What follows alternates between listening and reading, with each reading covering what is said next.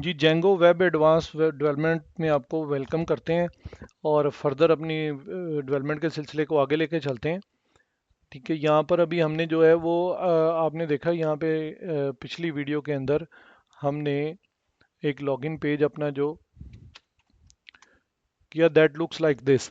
ठीक है, तो ये एक डमी पेज था। असल में तो लॉगिन पेज ऐसा नहीं होता। ठीक है, फ्रंट एंड के लिए अभी हम ओपन सोर्स टेम्पलेट्स को यूज़ करेंगे। ठीक है, ये बाद में मैं आपको सोर्स भी बता दूंगा। वेब से इजीली अवेलेबल होते हैं ओपन सोर्स। इसके लिए हमें डैशबोर्ड का टेम्पलेट चाहिए होता है। ठीक है, तो हमने पहले से एक डैशबोर्ड का टेम्पलेट यहाँ पे डाउनलोड करके रखा हुआ है। अगर आप देखना चाहें तो ये मैं आपको दिखा देता हूँ। ये इसका डैशबोर्ड पेज है।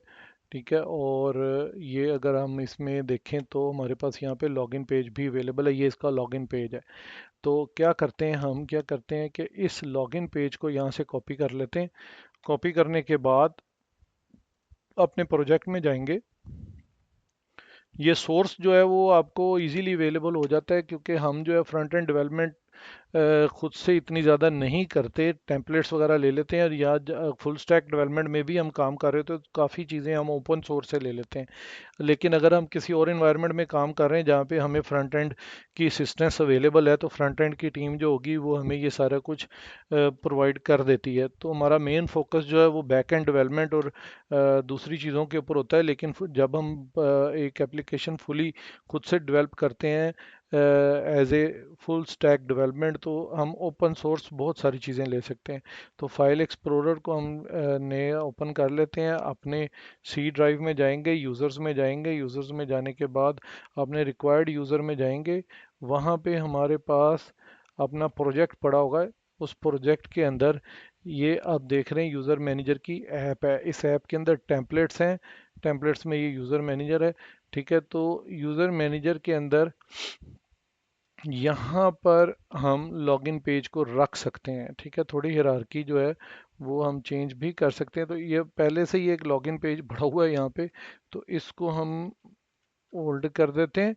और यहाँ पे हम एक लॉगिन पेज जो अभी हमने किया उसको ले आते हैं।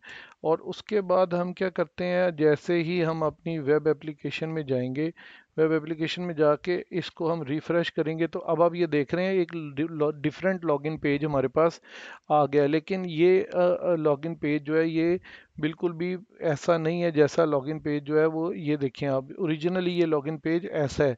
तो जब हम अपनी एप्लीकेशन में इसको लेके गए हैं तो ये ऐसे आ रहा है। इसकी वजह यह है कि इसके रिसोर्सेज जो हैं वो हमने अभी तक अपने पास नहीं कॉपी किए। तो ये आपको तीन फाइल्स, जीएस, सीएसएस और एसेट्स की फाइल्स हैं, फोल्डर्स हैं। इन फोल्डर्स को आप कॉपी कर लें और इनको भी आप अपने मेन ऐप में चले जाएं।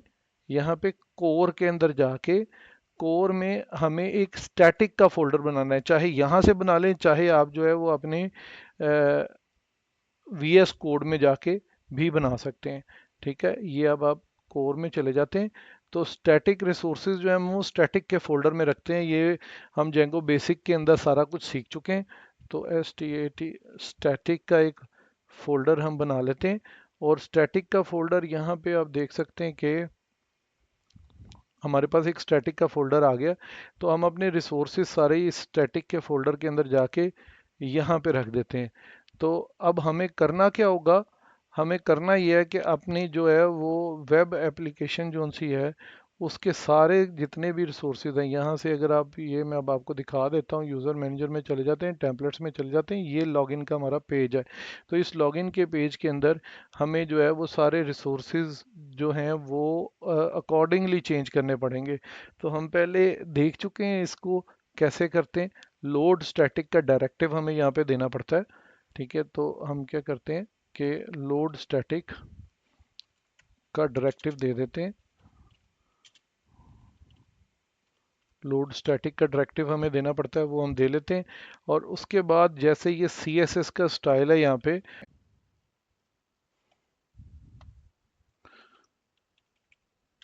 और इसके आगे हम ये यहाँ पे रेफरेंस स्टैटिक का जो है वो अकॉर्डिंगली ऐड कर देंगे।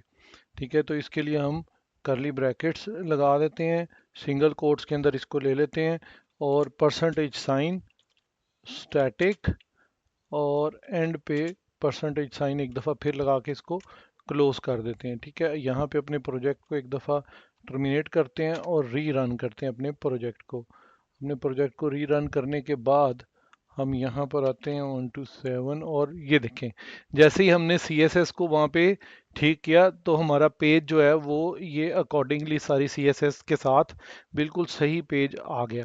ठीक है, तो यहाँ पर जो है वो और भी रेफरेंसेस ज़रूर मौजूद होंगे।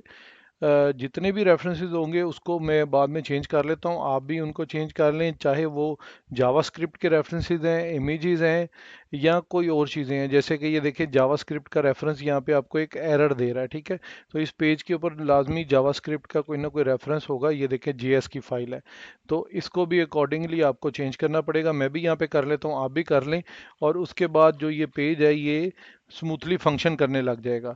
ठीक है, तो इसके सारे पैरामीटर्स को ऐड करते हैं और नेक्स्ट वीडियो में दोबारा से आते हैं।